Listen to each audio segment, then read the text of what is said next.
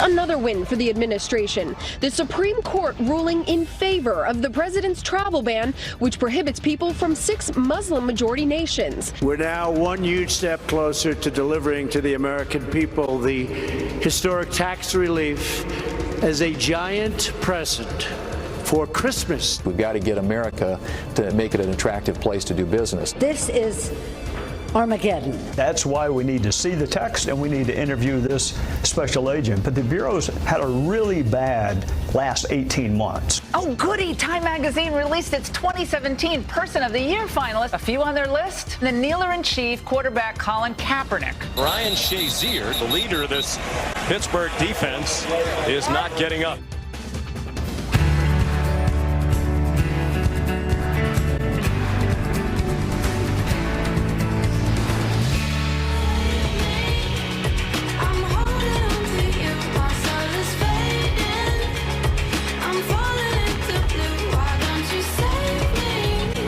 Good morning to you. A live shot of New York City. A lot of higher ground here with all those tall buildings. Thank you so much for watching Fox and Friends First on this Tuesday morning. I'm Heather Childers. It is 4:01 after the top of the hour here in New York City on the East Coast. It is our top story for you this morning. A major victory for President Trump as the Supreme Court rules in favor of his travel ban. And now the White House is hoping to use that momentum on tax reform. Griff Jenkins joins us now live from Washington, D.C. with what is up next. Good morning, Griff. Good morning, Heather. The Supreme Court has given the administration a very significant victory, allowing them to enforce the travel ban on 6 Muslim-majority countries while lower court challenges play out. Those 6 countries are Chad, Iran, Libya, Somalia, Syria, and Yemen. Now, it's significant, Heather, because it indicates the High Court does not believe the ban exceeds the president's authority under immigration law or that it discriminates against Muslims. White House Deputy Spokesman Hogan Gidley saying, quote, "We are not surprised by today's Supreme Court decision permitting immediate enforcement of the president's proclamation limiting travel from countries presenting heightened risks of terrorism. The proclamation is lawful and essential to protecting our homeland." 2 justices, Ginsburg and Sotomayor, dissenting on the ruling, and the ACLU maintaining this still amounts to a Muslim ban despite the ruling. In the court, not the only one busy in Washington, as the House voted to take their tax bill into conference. The first step in blending the House and Senate plans and one step closer to the president's Christmas promise.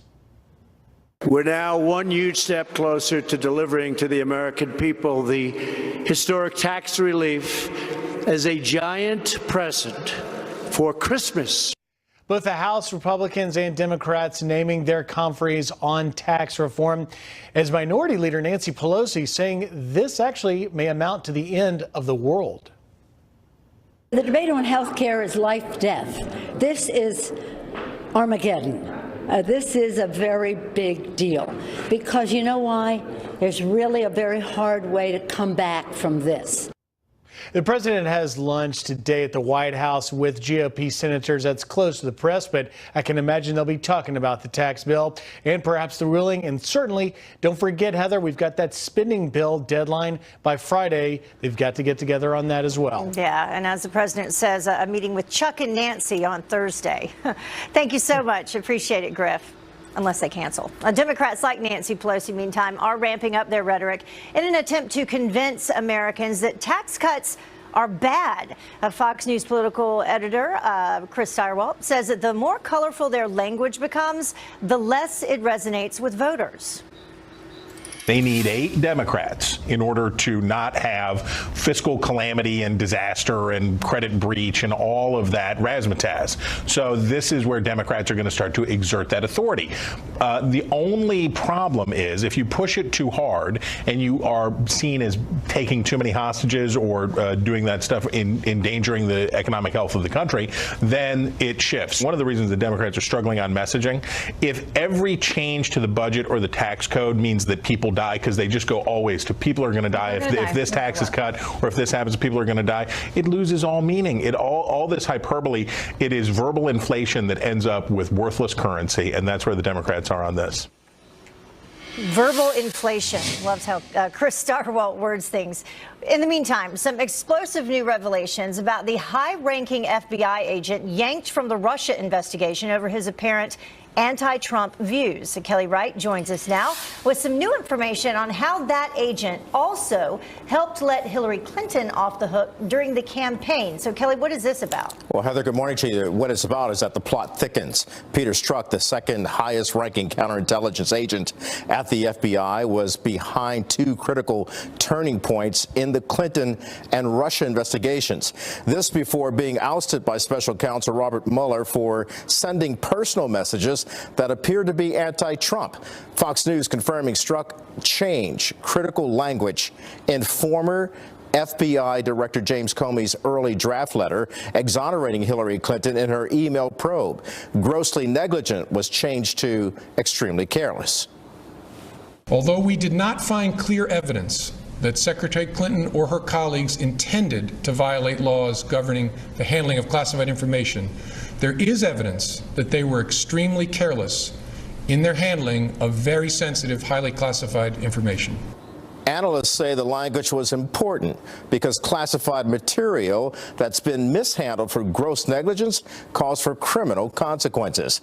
But that's not all. CNN reports Strzok was also the agent who officially signed off on the Bureau's decision to launch its Russia investigation in July of last year. And according to Circa, he even took part in the January 24th interview with then National Security Advisor Michael Flynn, the very interview which he eventually pleaded guilty to lying. All this now forcing lawmakers to question the credibility of special counsel Robert Mueller's probe. The fact that he was so anti-Trump and that this is right in the middle of a presidential campaign, it really puts a whole shadow over the the findings of that investigation. I think as far as that particular agent and his role in it, that does warrant investigation. And here's where we now stand. The DOJ will allow the House Intel Committee to interview an FBI employee believed to have been the main contact of the former British intelligence agent behind the Trump dossier, the same dossier Peter Strzok used to help launch the Russia probe. Heather. Yeah, so a lot more to come. Kelly Wright joining us live this morning. Great to have you here with us, as always. Thanks. Well, those latest revelations about Peter Strzok's involvement in the Clinton and Russian probes now call the FBI's integrity, the FBI themselves, into question. Fox News contributor Jason Chaffetz served as chair of the House Oversight Committee during the Clinton email investigation and says that the pursuit of justice can no longer be a partisan issue. What you have is now an FBI agent who is integral into this whole investigation. Ends up that he's pro-Hillary Clinton, anti-Donald Trump. He was involved in these. He was sending texts to his lover who was involved and engaged in this. You have Director Comey who comes before the Oversight Committee, says he didn't even look at whether Hillary Clinton testified truthfully under oath, said that he would get back to us when we asked him and sent him a formal letter to look into that. Didn't do that. You have Bill Clinton meeting on the tarmac with the Attorney General. I mean, the integrity of this case is in peril, and the Democrats should be joining us in questioning what's going on at the FBI. Well, now to this Fox News alert for you. A Texas police officer shot and killed in the line of duty ambush while executing an arrest warrant. Officer Kenneth Copeland of the San Marcos Police Department was wearing a protective vest, but the suspect began firing as soon as Copeland and other officers arrived. Ken's a hero. Today was his day off. He worked just about every day off to provide for his kids, and because he knows that we're shorthanded, we need the help. The suspect, who has not been named, surrendered after a standoff with police. He was also shot, but they say he should be okay. Copeland leaves behind a wife and 4 children. He was a 19-year veteran of the force, and he's the 19th officer shot in the line of duty this year in Texas. And to another Fox News alert for you, this massive wildfire exploding in Southern California overnight. Police are now going door to door right now, trying to get thousands of people out of its path. Sheriff's office, anybody home? Well, the fire is growing by the minute. High winds fanning the flames to more than 15 square miles, causing a deadly car crash in Ventura County. That's north of Los Angeles. It's now spreading towards the city of Ventura, and that's where there's homes to about 100,000 people. The Republican National Committee restoring their support for Alabama Senate candidate Roy Moore, despite at least 9 women accusing him of sexual misconduct. The change of heart following President Trump's endorsement, where he tweeted, quote, "We need his vote on stopping crime, illegal immigration, border wall, military, pro-life, VA, judges' Second Amendment, and more." Moore's campaign says the president personally called him aboard Air Force One, or from aboard there, to offer his support. The special election is December 12th, so that is coming up. All players standing for our national anthem before Monday Night Football, but some terrifying moments on the field. Did you see this for Pittsburgh Steelers linebacker Ryan Shazier, who couldn't feel his legs after this hit?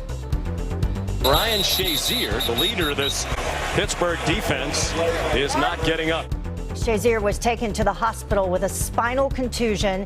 The Steelers rallying, though, to beat Cincinnati, the Bengals there 23-20. And in other news, sports related, New England Patriots tight end Rob Gronkowski suspended for 1 game after this late hit we told you about, a hit to the head of Tre'Davious White.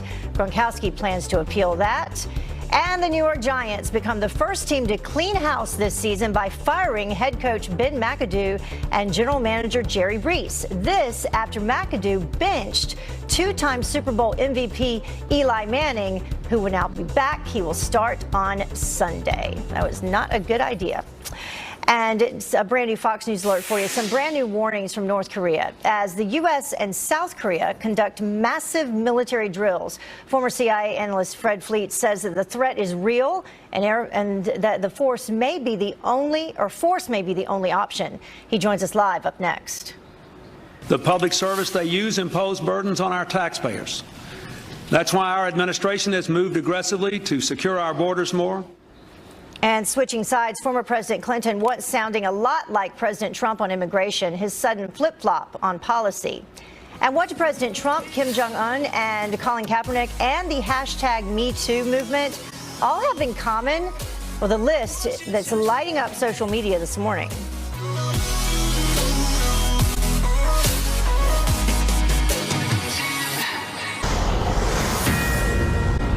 Welcome back to Fox and Friends First. Kim Jong-un now warning the world is on the brink of nuclear war as hundreds of U.S. warplanes fly over the Korean peninsula for a massive 5-day military drill with South Korea. Now, this comes 1 week after the rogue regime's latest missile test. So is the world ready for war with North Korea? We certainly hope not. And here to weigh in is former CIA analyst Fred Fleet. Fred, thank you so much for joining us this morning. Good morning. So this 5-day mission that's going on right now, this is something that's happened before. Explain to everyone at home what's happening right now. That's right, Heather. This is a 5-day exercise that has been conducted annually since 1976. The North Koreans have always hated this joint exercise. It is designed to help defend South Korea in the event of a North Korean attack. And it's interesting, it was canceled from 1994 to 1996 when North Korea agreed to a nuclear deal.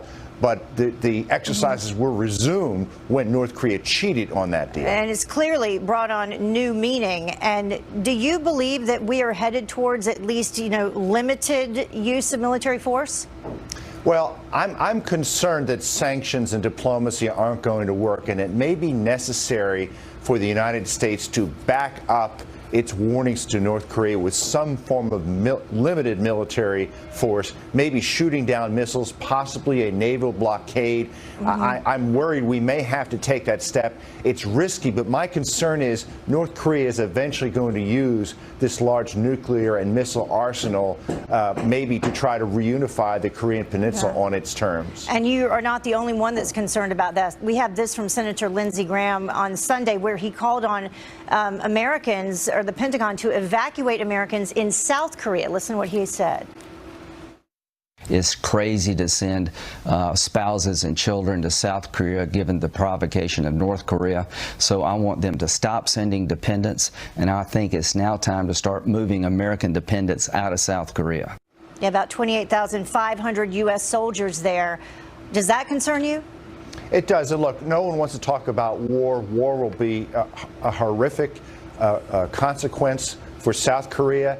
But I think these weapons by North Korea eventually will be used. I think we have to put a marker down to make it clear to North Korea that we're not going to tolerate these weapons that not only threaten the existence of South Korea, but also threaten the United States.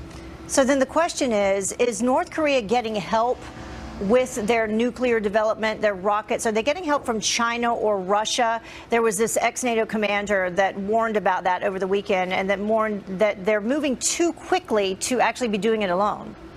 This is being hotly debated among experts. The U.S. intelligence community believes North Korea probably did this indigenously, maybe by stealing technology, maybe by using North Korean students who studied in China. I think there's a strong possibility that assistance was received from China or Russia, and possibly Iran financed bringing in foreign experts to work in North Korea to help both the Iranian and North Korean nuclear missile programs. And why would they want to do that? What would benefit them? Well, concerning the Iranians, they would like to advance their missile and nuclear programs too, and they want to pretend going along with this terrible 2015 nuclear deal. There's been close collaboration between the Iranian and North Korean missile programs for many years, and there's many experts who think there has been collaboration on their nuclear programs as well. It really is scary that we're actually having to talk about this. And as you said at the very beginning, we certainly hope that, talking about it, talking it out, and deliberations can help and that we can avoid war. Thank you so much for joining us, Fred. We appreciate it. Good to be here. Thank you. Have a good day. Well, in other news, a Democrat will spend the next 5 years behind bars. Former Florida Congresswoman Corrine Brown sentenced for tax fraud involving a fake charity. Corrine Brown, who appeared on stage at the Democratic National Convention in 2016, convicted of stealing donations designated for children's scholarships. Well, she and a top aide used that money for lavish parties and for trips for themselves. Brown lost her primary race last year during the trial. And a familiar name for you running for office. It runs in the Bernie Sanders family. His stepdaughter, Karina Driscoll, announcing her bid for mayor of Burlington, Vermont, as an independent, following in Sanders' footsteps. It is the same office that the former presidential candidate launched his political career from back in 1981. Driscoll is going up against the incumbent mayor, who is a Democrat. And the time now is about 20 minutes after the top of the hour. A First Amendment fight. The Supreme Court debating wedding cake discrimination today after a baker turned down a gay couple's request. Why his freedom of religion may not be enough to win the case. People are slamming this as fake news. To me, it's a mistake. It's not. He didn't deliberately put out a false piece of information. Yeah. He made an error. Joey Behar forced to eat some crow on that one after a fake news on-air celebration. And Carly Shimkus is here with the ripple effect of ABC's botched Russia report. Good morning.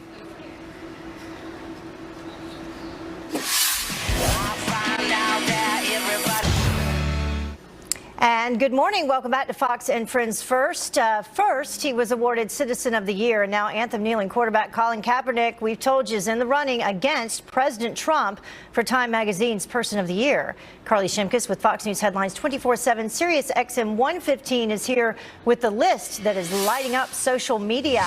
Good morning to you. Hey, good morning. Yeah, that's right. Kim Jong-un also included on that list. But of course, Time Magazine always says their winner is the person that's influenced the news the most this year, for better or worse. So that explains why the North Korean dictator is included. But yes, you are right. They released their list yesterday.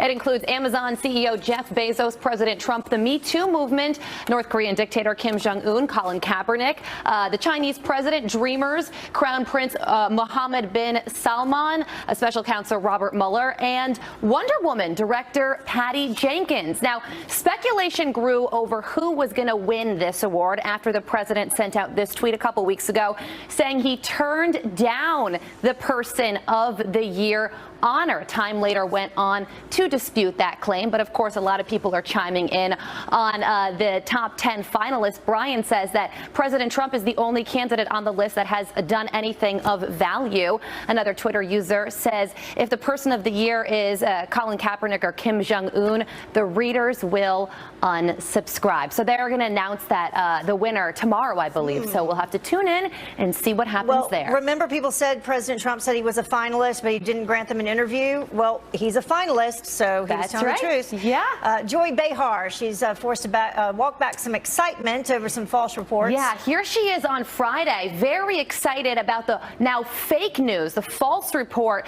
about Trump collusion. A lot of people saw this. A lot of people commented on it. If you didn't, we have it right here. Take a look. ABC News' Brian Ross is reporting Michael Flynn promised full cooperation to the Mueller team and is prepared to testify that as a candidate, Donald Trump directed him to make contact with the Russians. Yeah! Well, of course, we now know that that turned out not to be true. So Behar said yesterday that she is guilty of premature evaluation and went on to say this. People are slamming this as fake news. To me, it's a mistake. It's not he didn't deliberately put out a false piece of information. No. He made an error. All right, so of course a lot of people talking about this whole thing. Andrea says time to boycott The View. Megyn McCain was also very critical of her co-host, saying being so excited about something so serious is the kind of behavior that could tear this country apart. All right, finally, speaking of something that could tear the country apart. Social media. Yes, Miss Russia has big feet. I mean, look at this. I mean, this gorgeous girl. She posted this picture of herself. She's a former Russian beauty queen, Anastasia Rostova. But people on social media are mocking her for the size of her feet. Danny, we're calling you out, buddy. Danny says could probably swim back to Moscow. But of course, more people, luckily for her, are commenting positively and supporting her. This person says, what is wrong with some people are clearly too much time on their hands. So there you have it. All right. I can't believe they're looking at her feet. I know. Thank you so much, Carly. Thanks a lot. Appreciate it. Well, to this Fox News alert for you, ISIS losing ground in the Middle East, but still planning mass casualty attacks. The sick new plot just uncovered.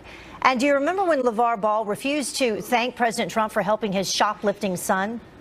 There's a lot of other matters to go around for the president to deal with that's political. All right, let's take one step back. As far as me, let me deal with my son and let him do what he's going to do. All right. Welcome back to Fox and Friends First, 4:30 in the morning here on the East Coast. Fox News alert for you. Terrifying new warning about ISIS, the terror army believed to be plotting mass casualty strikes as militants move out of cities and into the desert. Greg Palcott's live for us in London with the top international headlines for us this morning. Good morning, Greg. Good morning, Heather. That's right. While ISIS retreats from towns and cities in Iraq and Syria, there is a new warning of its deadly ability. Again, they've been driven out of places in the Mideast. They are no longer capable, according today in reports from a U.S. military official, of staging a major combat operation. There's something like 3,000 fighters out there still holding out, ready to stage, in his words, spectacular insurgent-like strikes. Also, we know about their ability to inspire terror attacks, like one we saw here in Barcelona, Spain a few months ago, also in New York. Meanwhile, visiting the regime of Kim Jong-un this week, the highest-level Western diplomat that's been in North Korea for years, and he is an American. He is a UN official, former U.S. ambassador. His name is Jeffrey Feldman. He said he will have a wide-ranging discussion with North Korean officials over points of mutual interest, but you gotta believe that last week's powerful ICBM launch by the regime will somehow work its way into the agenda. All this against the backdrop of major U.S. and South Korean aerial military drills all this week as well.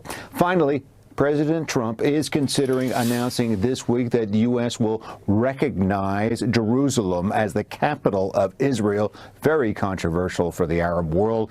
He's going to talk possibly, though, about thinking about moving the U.S. embassy itself there as well. That's even more controversial. Back to you, Heather. All right, Greg Palcott joining us live with our international headlines. Greg, great to have you here with us. Thank you. Well, back at home, the FBI doubling its reward up to $50,000 in hopes of solving the mysterious death of a Border Patrol agent. Rogelio Martinez died last month after he and his partner suffered severe head injuries and broken bones near the Mexican border. Investigators say that Martinez's partner is recovering but does not remember what happened. FBI officials say that the agents may have been attacked, but they've yet to rule out an accident. And happening right now, Secretary of State Rex Tillerson meeting with top world leaders overseas. Tillerson and NATO foreign ministers are set to discuss how to fight global threats, including terrorism and North Korea's nuclear weapons program. The visit comes after last week's speech when Tillerson promised to support U.S. allies despite reports that he could be on his way out of the Trump administration. And do you remember when Chuck and Nancy stood the president up because they didn't like tweets like this? Chuck Schumer and Nancy Pelosi did not show up for our meeting today. They've been all talk and they've been no action. Tweets and comments. Well, now they are coming to the White House after all. Maybe the Democratic leaders accepting an invitation from President Trump to sit down this week, Thursday, to try and prevent a government shutdown. Government funding is set to run out on Friday, so cutting it close. And former President Bill Clinton apparently switching sides when it comes to illegal immigration. Clinton writing in a New York Times op-ed, quote, "The future of undocumented immigrants, including the dreamers and millions of people who are working hard and paying taxes, is uncertain at a time when our workforce cannot grow without them." But remember when he said this as president more than 2 decades ago. The jobs they hold might otherwise be held by citizens or legal immigrants. The public service they use impose burdens on our taxpayers. That's why our administration has moved aggressively to secure our borders more. Clinton even sounded a lot like President Trump by proposing a ban on illegal immigrants getting welfare benefits and promising faster deportations.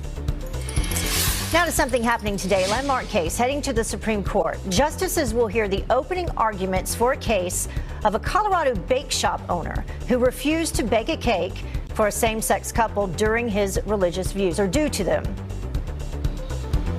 I'm a follower of Jesus Christ. I serve everybody that comes in, gay, straight, Catholic, Muslim, atheist. I welcome everybody into my shop. I just don't create cakes for every event that's presented to me. Here now to discuss is attorney and legal analyst for the Washington Times, Alex Sawyer. Thank you so much for joining us this morning, Alex. Appreciate it. Yeah, of course. Thanks for having me. So what does this case come down to? Does it come down to, religious rights, or does it come down to the rights of the business, or what is involved here? So the key arguments that you're going to hear from the baker's side is that this is a free speech case. He's not really taking the religious liberty argument as much as you hear from his legal team about free speech and expression. And they're arguing that a wedding cake is actually a symbolic speech, and that he should not be forced to create something against his religious views. And so on the other side, you have a same-sex couple who has complained after they were turned away by Mr. Phillips to the Civil Rights Commission in Colorado.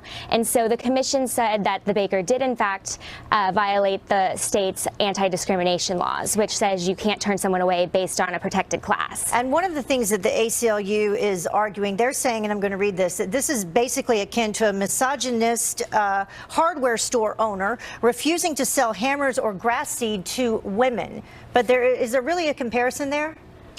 You know, there's cases dating back to the 60s all the way through the 90s about not only African Americans but women, as you just mentioned, saying that a business owner can't discriminate against a minority class. So it's just, this is the first time that the Supreme Court's actually going to take up the case dealing with LGBT rights and religious freedom. The interesting person to watch here will be Justice Kennedy. He's the one who authored the 2015 opinion legalizing same-sex marriage across the nation, but he's also seen as very passionate for the First Amendment. Even in that 2015 opinion, he noted that those who have religious views opposing same-sex marriage would still have their right to express that from the First Amendment. Yeah. So it's going to be interesting to see how he squares those two issues in this case. What do you think he'll do?